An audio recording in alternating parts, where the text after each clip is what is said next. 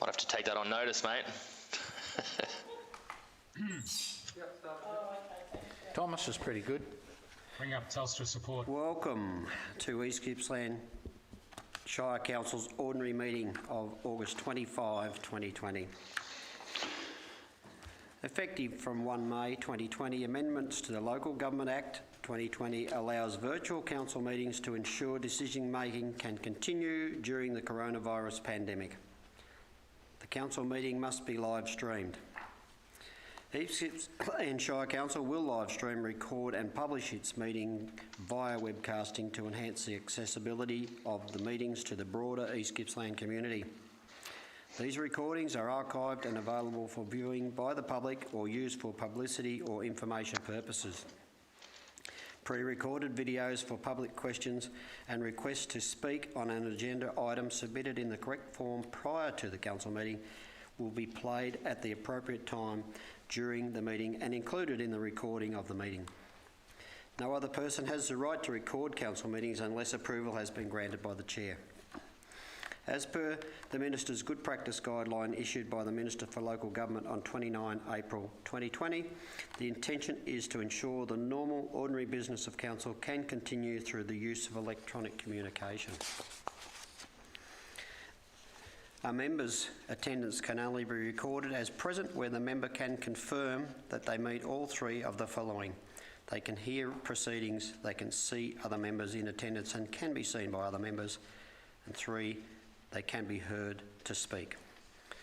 The councillors must confirm all of the above conditions to be noted as present for the meeting.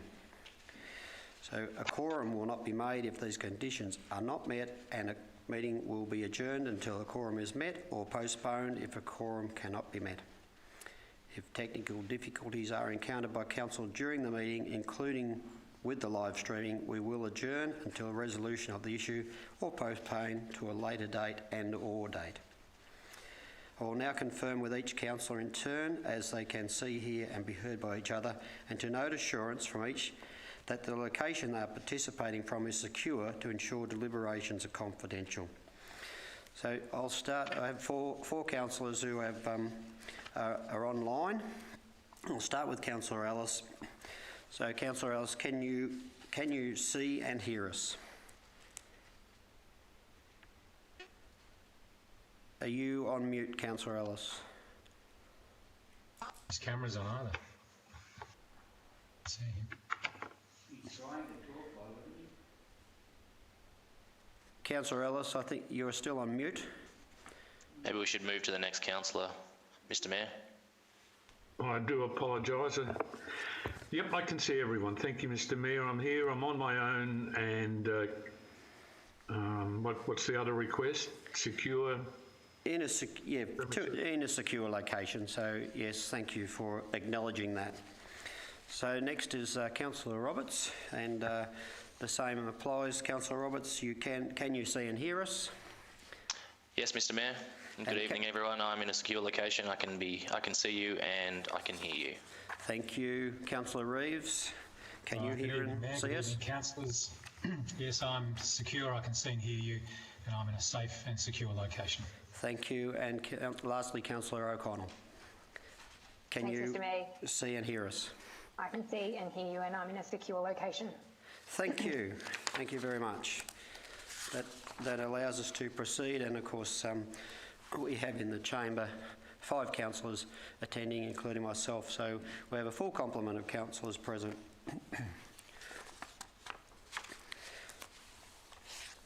So in opening our procedural part of the meeting here, the Victorian Government announced on the 23rd of April 2020 amendments to the COVID-19 Omnibus Emergency Measures Bill 2020, which relates to the Local Government Act 2020, allowing council meetings to be conducted by electronic means, video conferencing from 1st of May 2020 until 1st of November 2020. The amendments have provision that councillors will be able to electronically attend council meetings, and the requirement that council meetings be open to the public will be satisfied where the meeting is live streamed. The amendments do not inhibit councillors from attending a meeting in person in the council chamber.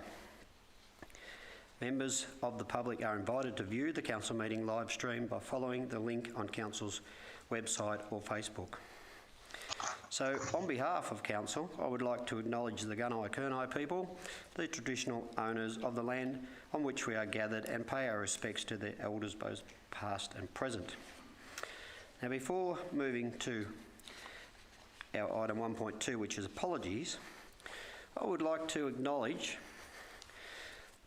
and well done to these people, these three grade 6 students from Omeo Primary School who are completing their Junior Rotary Award. So well done to these 3 students. One is Grace Anstey, Riley Ayton and Henry Thorne. So welcome to our meeting tonight, and I hope you are getting good coverage, and I can't acknowledge that I can see or hear you, but I guess you are listening on the live stream, and thank you very much for your attendance, and I wish you all the best in getting your Junior Rotary Award. Very good. So well done to those 3 students. And thank you to Councillor O'Connell for making us aware of them participating in this award. So, Mr. CEO, do we have any apologies? There are no apologies, Mr. Mayor. Declaration of conflict of interest? None have been received, Mr. Mayor. So, then we have a confirmation of our minutes of the last council meeting on August the 4th. Mr Mayor, if I may, if I can point out an issue under 2.1 in the last council meeting. It was a notice of motion. We have councillors for and against. Councillor O'Connell has been put down as voting for and against, which is incorrect. On the same motion, okay. So could we have confirmation of which way Councillor O'Connell did vote? Mr. Cannizzaro, could you? Yeah, thank you, Mr. Mayor. We've noted the proposed amendment, and Councillor O'Connell voted against. With that notice of motion. So we'll take Councillor Tui's notice and we'll make the amendment to the minutes and record that as such. Thank you, Councillor Rotino has moved the motion with the amendment, and yes, and that is a good pickup. So I said when this was raised earlier that it's pleasing to know that the minutes of the previous meeting were read thoroughly, so and it's seconded for those who are taking the minutes today, has been seconded by Councillor Tui. So as we get this right, could everyone in favour of accepting those minutes of last meeting raise their hands? Councillor Buckley, are you in favour? Yes. So that is unanimous, 9 votes for accepting the confirmation of the minutes. Our next ordinary council meeting will be the 1st of September 2020, held here at the Corporate Centre at 273 Main Street, Bandstar, commencing at 6 p.m. So, Mr. CEO, do we have any requests for leave of absence? No, we do not, Mr. Mayor. Thank you. 1.7 is a request to speak about our community project. There are no requests to speak, and there are no public questions either, Mr. Mayor. Thank you. So that moves us to 1.9, and it says here in the briefing that there are nil petitions. Correct. Notices of motion and or rescission. None have been received or tabled, Mr. Mayor. And 3, is there any deferred business? Not at this meeting, Mr. Mayor. All right. Now I wonder, I'll ask this of councillors, because we are having another meeting very soon. Would you like to hold over your council reports till then, or would you? Yeah, I think it stands to reason that we could have a good council report at our next meeting. Is that acceptable, Mr. CEO? Yes, it is, Mr. Mayor. I would just suggest for just for making sure everything is well recorded, that there's a mover and a seconder to not have that item and to just to refer it to the 1st of September meeting. Okay, could... If I may, Mr Mayor, do you Yes. want to just check that none of the other councillors online have anything prominent to say before we vote on this? yeah, I did see nods of approval, so so I think that is a given. That so all right. So we'll word this. Councillor Buckley. Yeah, I'll move it. Oh, okay. So yeah. So there's a motion that we I'll get a seconded. we defer our councillor and delegate reports till the meeting of September 1. And it has been moved by Councillor Buckley and seconded by Councillor Reeves. So all those councillors in favour? Thank you, councillors. That's unanimous decision.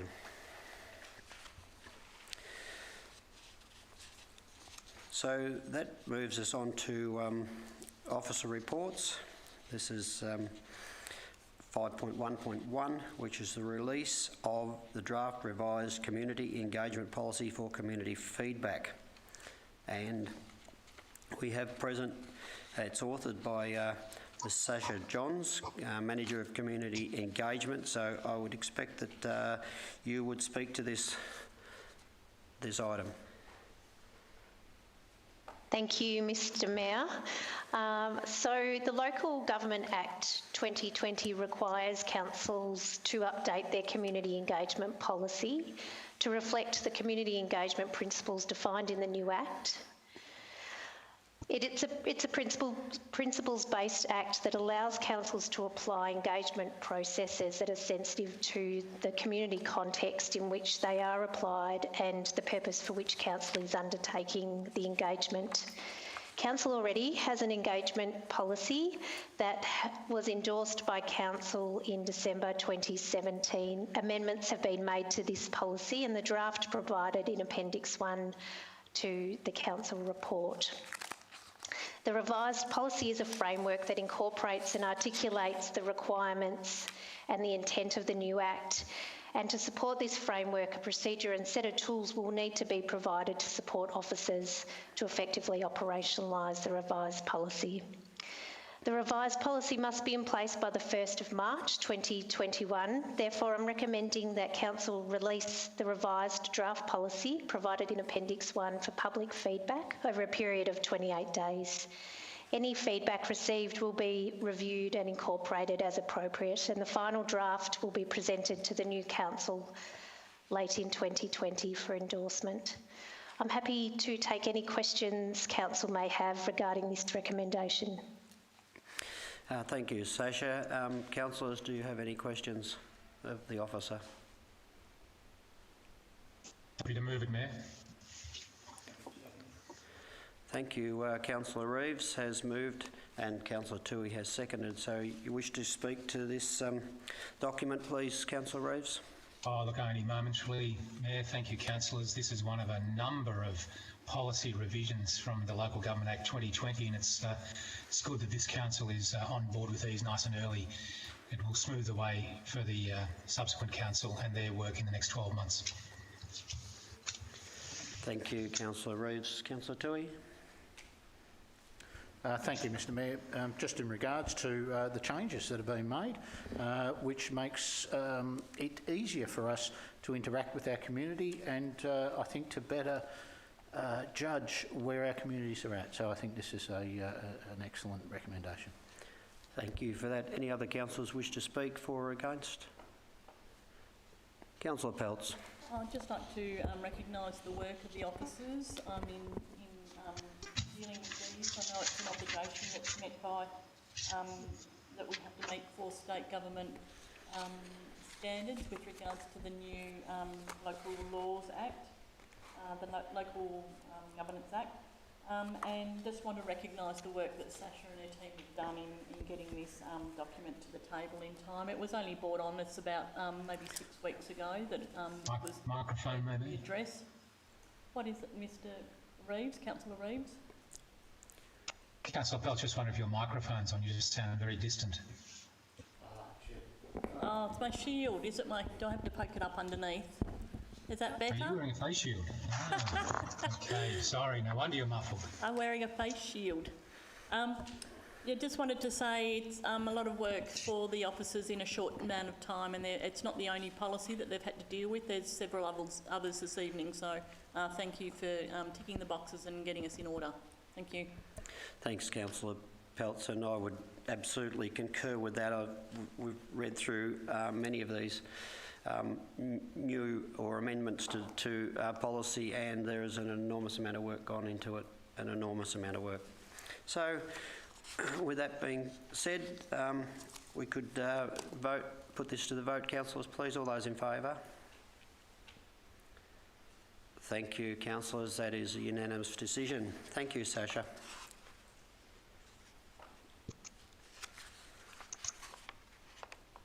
Had to lip read that. Sasha had left her mic on mute, but I think she said thank you. 5.2.1, and this is our draft Bandstar Airport Master Plan. Also another document that's had an enormous amount of work done on it, and my vision on the screen in front of me are only very small, and I'm trying to see whether Jason is one of those people. Yes, good. Thank you, Jason. If you would like to speak to this, please. Sorry, Mr Mayor, I might just jump in there for a moment. I might pass across to Mark Burnett, who is our Manager of Works. This has been very much a combined effort from Jason and Mark, but Mark's going to present the report this evening. Thank you. Yeah, thank you very much, Fiona. Thanks for giving me the opportunity to present this last piece of work in what's been a very long and fulfilling opportunity to do this work. It's been very comprehensive and just over 12 months in the making, and now we're at the final stage of it, and very proud to be able to present this to Council. So getting started, the Bandstar Airport is obviously an important council asset that supports our remote community to address the tyranny of distance, to access services, and in many times of emergency. The Bandstar Airport is one of the busiest air ambulance airports in Victoria, and is an important mechanism for ensuring that both patients can get to critical treatment in Melbourne and visiting health specialists can come to Bansdale. And I can personally attest to that. I had my 4-month-old son flown out of Bansdale Airport twice when he was at 4 months old, and with double pneumonia the second time, and we nearly lost him in the air. So they did a fantastic job there, and I'm more than happy to see the airport evolve around patient transport out of Bansdale. The importance of the airport during the emergency events was also demonstrated over the recent Black Summer, where the use of the site as a major airbase for fire response work and for bringing in additional fire crews was well demonstrated. The need to retain a functional airport capable of serving our growing community's health needs and well-being was therefore the cornerstone around which the master plan was developed. The master plan, commissioned in July 2019, was awarded to Raven Airport Consulting, and they carried out the work all the way through and have subsequently given Council a full presentation on the master plan also. The need to establish guiding document to ensure the development compliance to Newcastle standards was quite critical. Newcastle standards came into effect on the 20th of August this year, and the document will help to protect and safeguard the airport and its surrounding land for future growth and supporting our growing community's health and safety needs. At both the commencement of the planning work and throughout the master plan development, significant effort has been put into stakeholder engagement. Non-aviation airport tenants and interested parties were contacted by the consultant on several occasions, as were other users of the airport such as Air Ambulance Victoria. there were a number of other organisations consulted along the way also. Changes made by CASA to their Manual of Standards 139 will require the widening and lengthening of the runway strip 0422 from 90 to 140 metres. So that's quite a substantial change, which essentially means that now we have to move the gable markers out from 90 to 140 metres. Unfortunately, that will result in immediate impact on two non-aviation tenants, the Bandstar Dragway and the Gippsland Agricultural Group. The increased runway strip footprint will result in the need for changes to be made to these two users' leases and the potential need to relocate the dragway and reduce the footprint of the Gippsland Agricultural Group at the western end.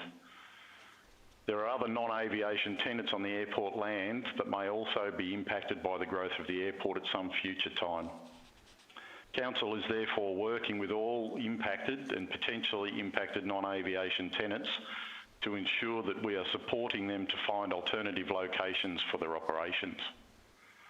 The master plan provides a three-stage growth strategy and will achieve rationalisation of the current airport land, upgrading of the existing runways, taxiways and aprons to facilitate both Code A and B aircraft, development of the additional hangarage and associated taxiways and aprons, upgrade of the existing terminal precinct to better accommodate long-term and short-term passenger movements. Sorry, I've got a cleaner that's just come in here and is a bit surprised seeing me in here, I think. Development of an Air Ambulance Victoria patient transfer facility.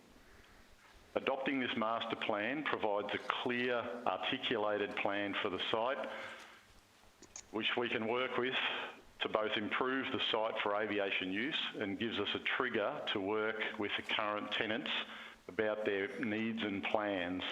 This may include finding alternate sites for some of these tenants. An adopted master plan will also assist Council to attract external funding for some of the identified improvement needs and the attraction of potential air passenger services, which is forefront of our mind. Therefore, the recommendation before you, councillors, is that 1, Council adopts the Bandstar Airport Master Plan provided as Appendix 1, notes that due to Civil Aviation Safety Authority recent changes guiding principles for aerodromes, the draft Bandstar Airport Master Plan identifies a direct impact on 2 existing non-aviation tenants at the Bandstar Airport and intends to work with these tenants impacted by the Bandstar Airport Master Plan and the recent changes to the Civil Aviation Authority's guiding principles for aerodromes to seek alternative locations for their operations. That's all I have, and happy to take any questions at all, councillors. Thanks, Mark. Thank you very much, Mark, for quite an in-depth report. And the hands have shot up. I'll go with Councillor Roberts, who's online first. So, Councillor Roberts, you ask a question, please. Thanks, Mr. Mayor, and thanks, Mark. Can you please provide some examples of alternative locations for some of the non-aviation tenants? For example, the drag club is the one that comes to mind. And a second question is, if the airport was to not adhere to the new CASA regulations, what position would that put the airport in? To answer your first question, no, we haven't started any work in that field. Sorry, Mark, I can step into that one. It's actually being run by another part of the Directorate. So we've been working with all of our non-aviation tenants and identified their needs as the first part. So we've identified what parts of their business might be able to be co-located and where they need specific requirements and land requirements. So that's given us a footprint that we can now work to look for suitable land. So the next step is talking to some of the other clubs around Bandstar to understand if there are any other existing co-location needs, and that work is starting now. And then the third step is really to develop a perhaps what we'd call a motorsports master plan, which would really give us the best use of land, and then we can match that to land. And it may be that council may need to purchase land, or we may be able to work with DELP or another authority to identify suitable land to develop for that sort of a precinct approach. And we would take the opportunity not to, pop them somewhere where we might have some short-term land, but to really create a precinct that would be their home and would give them ongoing security. The second part of your question, I think Mark is better than I to. Yeah, sorry, I was unaware of that first body of work. It's not in my area. So we've, as of the 20th of August this year, we've now entered into the new world of CASA MOS 139, which means that there's far greater standards that need to be adhered to, and one of those standards is the increased runway strip footprint. We can opt to go into what they refer to as grandfathering, which means that we can operate the aerodrome under the current standards. However, there's a trigger that occurs if we do any upgrade to the airport at all. We can only operate under the previous standards up until we reach that trigger. Then we have to adhere to the new standards. Unfortunately, we've got the circumstance at the moment where the Bandstar Airport is needing very urgently to upgrade the potable water supply there. We're having breakages in the old World War II installed water pipeline every few months, and we've had some enormous water bills. One water bill there was $22,000 that I saw. Another was $13,000, and that's due to the fact that sometimes these leakages go undetected for quite an amount of time until we're doing some maintenance, and all of a sudden we find some water all over the ground, and obviously that then triggers an investigation which finds a leak, or alternatively there has been times where we've been notified by East Gippsland Water that the airport seems to be going through a lot of water usage, so that then gives us the indication there could be a breakage somewhere, and we go and send people around on foot to go and try to locate a breakage. So I guess if we don't go to that particular point where we're complying with MOS 139, then we have to give up our certification of the aerodrome, which obviously we can't do because then we can't operate the airport. Hopefully that answers your question. Thanks. Thank you, Mark. Councillor Buckley's got a question. Can you tell me what the total area is of our responsibility with the airport out there? How many hectares is there? Do you know that, Jason? I'm not aware of I don't know the exact area. Jason, do you know the total area out there? No, but I'll definitely research that now for you, Mark, and have a look. It's a fairly significant area, Councillor Buckley, so I'll get back to you on that if I can take that on notice, please. Yeah, thank you for that, but I'd just like to go back a little bit in history. And in 1963, the Commonwealth had a lot of these old military airports and so forth, and they found that they couldn't afford to keep them. So they unloaded them onto local governments in a similar fashion that we have the problem with the ferry. And it's cost us, down through the ages, these airfields I've hardly ever heard of one that's ever been viable in relation to making a profit for the ratepayers. We live in a hard old commercial world.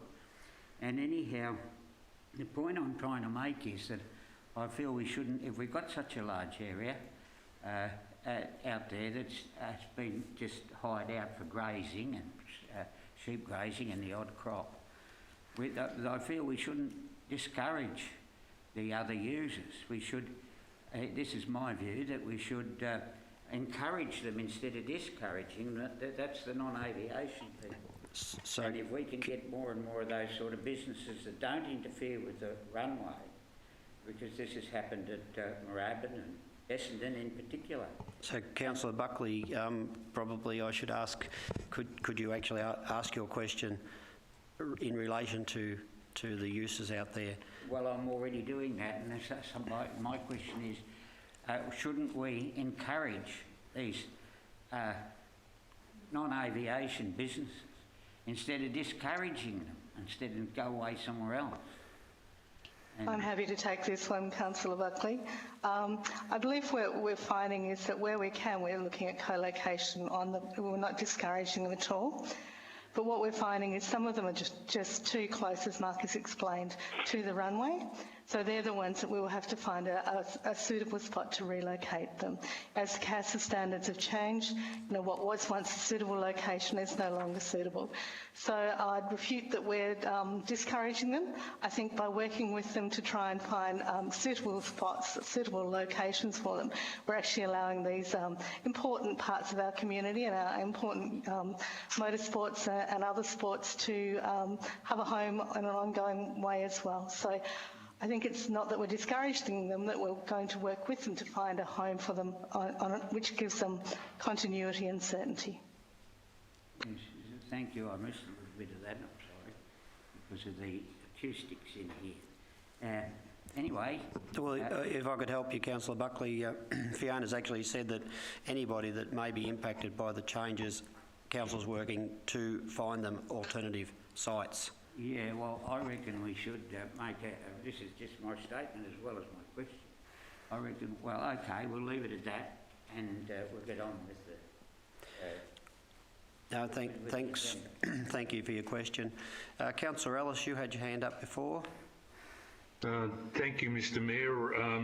This is probably directed to Fiona more so than Mark, and my question simply is, congratulations on the great report. I did meet the consultants with Jason one day out at the airfield and know how thorough they were in their approach to the work. What I'm picking up, which I think the public needs to know, is what is the financial impact this new world of aviation regulation and expectation for the Bandstar is going to cost us here in the Shire of East Gippsland? Have we had any sort of indicative costings of the upgrading? There are some indicative costs, but they are only indicative. And really it's around widening this airstrip where we need to.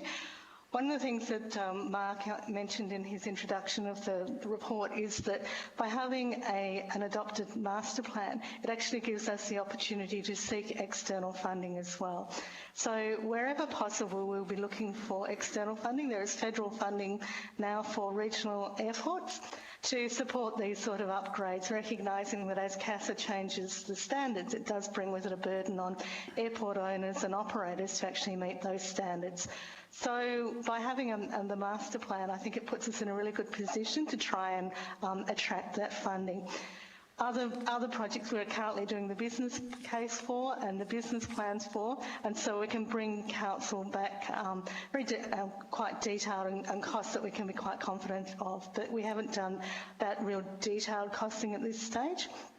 As Mark has said, the next stage for us is to actually make sure that our water services there are up to scratch, and we're just about to let some work to develop the planning and for that upgrade as well. Yeah, my ears just twigged when we referred to the concept of regional commercial aircraft, passenger aircraft. Is this in addition to the potential to have freight aeroplanes come in and perhaps take our, agricultural products away. But to do that, that's a multi-million-dollar upgrade, I would imagine. Would I be wrong in guessing at that, Fiona? I would have thought it's several $1 million, and that's where we'd be looking for external funding, whether that's funding through an airport stream or whether that's through some sort of a business stream. That's where we'd be looking for that sort of external funding. I don't think we'd be expecting council to be funding those sort of upgrades in their entirety, most certainly not. No, and this is a question I had, so I'm hoping that our friends at the federal level of government can pick up on the initiative that our council has taken. I provided Council Fiona Mark with a copy of a projected plan from the Rockhampton Shire Council, where they were looking, community consultation on a motorsports complex to address the many people in our community that are involved in motorsports. Have we been able to find out anything about that concept? Because to me it's looked just ideal to meet the needs of our lost tenants. Certainly, we've had our consultant doing a little bit of work for us and also came up with that same great plan for Rockingham. And so we're making contact with Rockingham. Rockhampton, I should clarify. Rockhampton, sorry. It's the Western Australian in me. Rockhampton, and so we're liaising with them so we can see where we can share ideas. But certainly we'd look at, developing something like that is suitable for East Gippsland.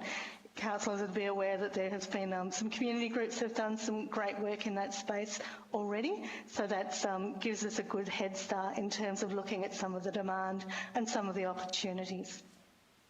Thank you, Fiona. I'll say a few more words when we get the opportunity to speak to the motion, and I'm happy to flag that I'd like to support the recommendation before us, Mr Mayor.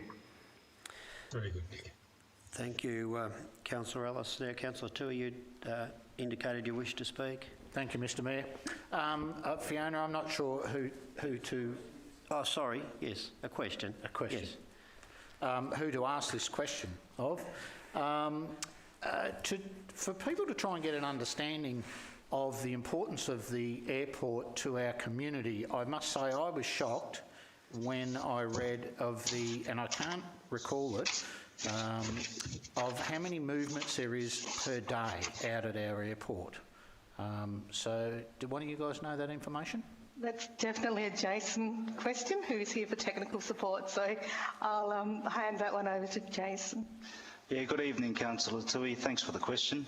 Look, on average and weather dependent at this particular airport, we can have anywhere up to 15 to 20 movements per day, but as I said, that is highly reliant on the type of weather patterns that we have here. On a nice day with low wind speeds, we'll definitely get those types of numbers up there. Obviously, throughout the COVID situation, there's been a significant reduction in air travel or air traffic nationally and internationally, so that's played a fairly significant impact over the last 6 months. But prior to that, on an average, we'd be looking at around about 15 to 20. Our daily numbers for Air Ambulance Victoria, as Mark said, we're the busiest regional airport in Victoria for Air Ambulance Victoria movements, averaging 2 movements per day. We've already had 3 today that I'm aware of, and I left the airport for a couple of hours, and that's not uncommon to see those numbers come through, as well as a lot of ad hoc type aircraft dropping in just for fuel stops and stuff as well. On your weekends, you're getting a lot of younger pilots coming through down from Melbourne and Moorabbin and that, taking the coastal scenic route to get their hours up. So it is a significantly used airport, and obviously come fire season or summer seasons, it is extremely busy at this particular airport, and most definitely over the last summer season that we had. Hopefully that answers your question, Councillor Tui. Look, it does, Jason. That's great. The reason I asked the question was to try and get that amount out there. So you're saying sort of 4,000 to 6,000 movements per annum at that airport. Is that correct? Correct. And my other question is, if you could just remind us of what award our airport won last year, I think it was. 2018, we won the National Regional Airport of the Year around Australia, which was awarded to us from the AAA, which is the Australian Airports Association. Thank you. I just wanted people to know that as well. Thanks, Jason.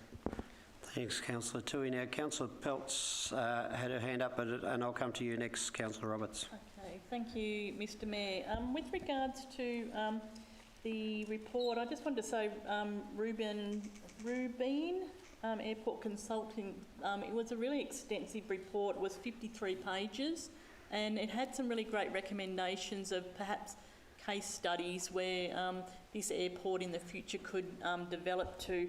With regards to Mark's comment previously in regards to the water upgrade, I read in the report on about the second or third last page, it had a breakdown of staged upgrades, and I think the water reticulation system was something like $900,000, just to give the public a bit of an idea on what type of figure we're looking at to grow this facility. But the issue for us at the current time is the fact that the airport is no longer able to bear weight-bearing vehicles flying in and out, and we found over the summer there was a lot of breakups and a lot of damage to the runway of our airport, if that's correct, Fiona. But my question to you, and that's the reason why we've asked for this plan to be developed and how this could grow into the future for our region, but my question for you all is how long do we have for time-wise to relocate our additional users such as the motorsports plex, and would you be considering relocating them before we'd actually pre-built or pre-found another location for them to be immediately being able to use the location to the same standards that they use the facility that they're at now? So as Mark explained, we've got the ability to grandfather some of the clauses, and we can grandfather them until such time as we have to do significant works. So long as, and we will be trying not to do significant works until such time as we've found a location for the drag strip and others, unless we have to do emergency works that would be needed to keep the airport operational.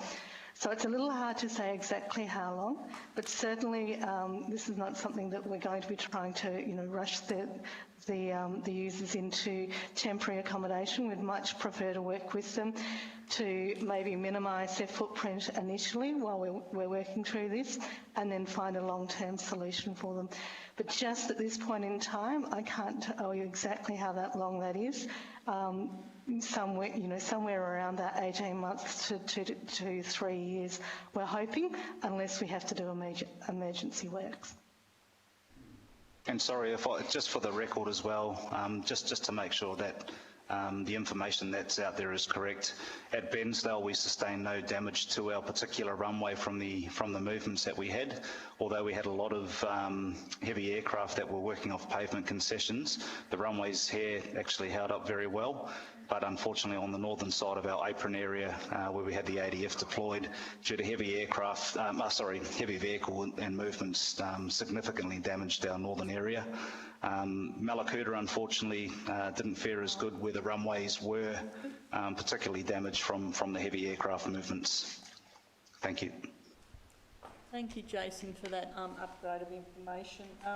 My concern is for the additional users, but I wanted to state it's a really fantastic report, and it's great that it's come to the table in this term of council, because we've been waiting a long time for this to come, and we've asked for it, and finally it's here in our second last month of this 4-year term. And I would just like to say thank you for delivering it to us, and also if it is passed and moved tonight, we hope that you'll be careful of supportive of the local user groups moving forward whilst they settle into their new location sites. So can I just ask a clarification? Given that this is a draft plan or a draft document, is there any further means for it to go out to the community for community consultation of any other type, please? And if so, what would the path be? At this stage, it's a draft until it's adopted by council tonight. It then becomes a public document, which with most of our strategies, we review them from time to time. We would be undertaking periodic reviews of this one as well. As Mark touched on, we did quite a lot of consultation with those with a stakeholder or an interest in the airport during the the process. We then presented that group with the draft for further discussion and actually had the consultants do a presentation to those stakeholders. So we feel that at this stage there is no need for broader consultation. We're confident that we've had good consultation from those with an interest in the airport, and that we can and will be from time to time reviewing the strategy and the master plan.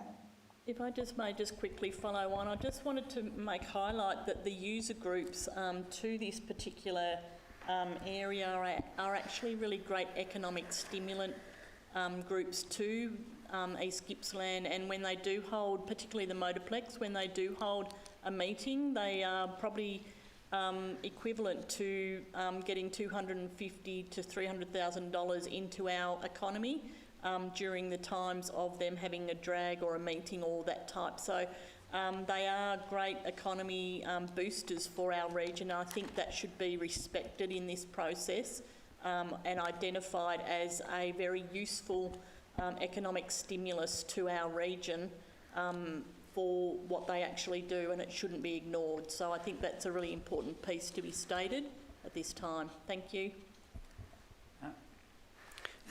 Thanks, Councillor Peltz. Just before you speak, Councillor Buckley, Councillor Roberts had his hand up. You probably couldn't see that, but he was next. So, Councillor Roberts. Thank you, Mr. Mayor. Mark, another question for you. The discussion brought this to my attention. I was wondering, in regards to the new CASA regulations that are coming into effect, or have as of the 20th of August, will Council be required to undertake similar works to other non-complying airfields in East Gippsland? Yes, we will. There's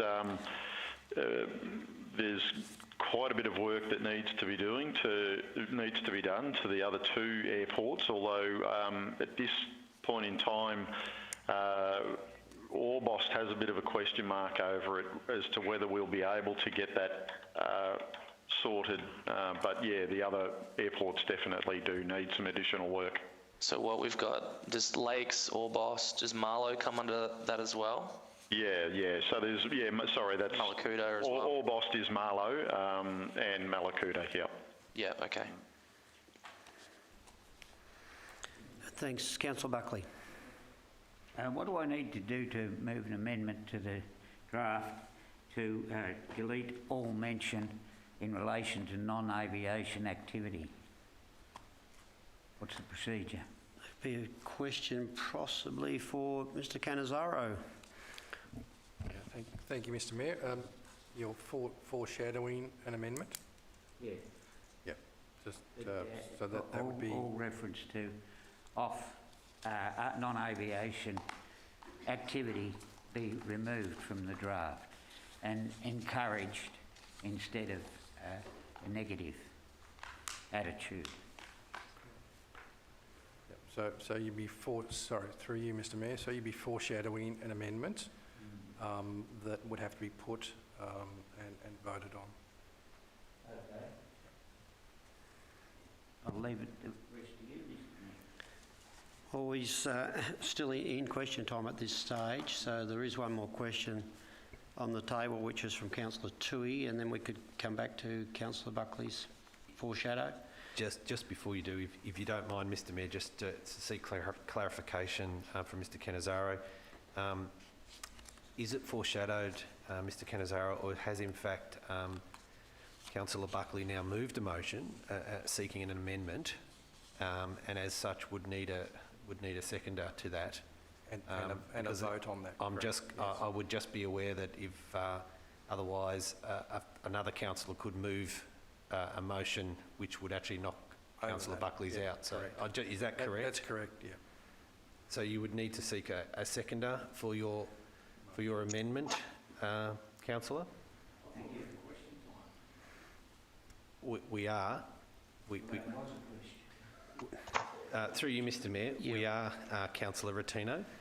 However, there still needs to be a motion moved, and if it's foreshadowed, and then there is another councillor who will move the existing motion, that's all I'm concerned about. Mr Mayor, through, if I may, sir, just remind the CEO that I had foreshadowed moving the tabled recommendation as a motion earlier in the discussion on this matter, prior to Councillor Buckley. Second, Councillor Ellison, I'd be happy to move that the motion be put. Thank you. Thank you for your support. Foreshadowed support. Yeah, okay. All right, but at this stage, Councillor Ellison, Councillor Reeves, we're not up to actually that stage because we still have a question at the table first. I would say one last question from Councillor Toohey that needs to be answered, please. Thank you, Mr Mayor. My question is probably to Fiona, just in regards to the impacted tenants up there. Point 3 in the recommendation says that it intends to work with tenants impacted by the draft Bandstar Airport Master Plan to seek alternative locations for their operations. I must say I agree wholeheartedly with Councillor Pells in regard to the benefit to the wider community that the automotive sector brings in up there, and my question is just in regards to what actual action we will take in regards to relocating those tenants. Thank you, Councillor Toohey. So the first part of this we've already started and we've already commenced, which was working with each of those tenants to understand their club functions, their needs, their current facilities in terms of area and the facilities, and what they forecast as their needs are into the future. From that, we've been able to come together with a square, a size parcel that we understand. And now the next stage for us is to actually start to work with those tenants to develop up a plan and then look for suitable locations and a suitable footprint for that plan.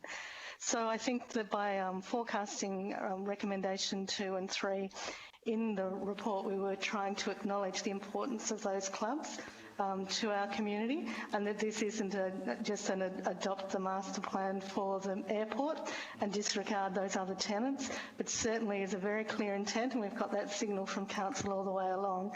It's very important that we work with those tenants to find suitable long-term accommodation for them moving forward. So I hope that answers your question. It certainly does, and I'm pleased to hear what you've just said. I'm just wondering if you dare put a time frame on that, because I would like some idea of how long that might take. So I think that given that we have some pressures coming from CASA, the time frame is shorter rather than longer. So as I said, we've already started. It took us about 6 months to do the master plan for the airport. It just took us a little while longer to get it back to council given the summer that we've had. So given that we've already started, I think it would be a similar or perhaps shorter time frame to do a similar exercise for the motorsports precinct. Okay, so sorry, I thought you misunderstood what I said, but you obviously have understood. So am I hearing sort of a 12-month period? That'd be my estimate, yes. Thank you. You're indicating you still have a question, Councillor Roberts? Mr Mayor, I know you're going to clarify where we're at, but I'd be really disappointed if we don't get an opportunity to debate the recommendation that's been indicated that's going to become a motion, because it's one of the most strategic things this council has done in its 4 years, and I'd hate that we don't have the opportunity to debate that. Thank you. I appreciate that, and councillors, as chair, I actually propose, if I could get our technician in, to adjourn the meeting so as we can have a frank discussion about where we go from here as to who has said what, and I think an adjournment would be the right way to handle this situation. So could we get the live streaming stopped, please?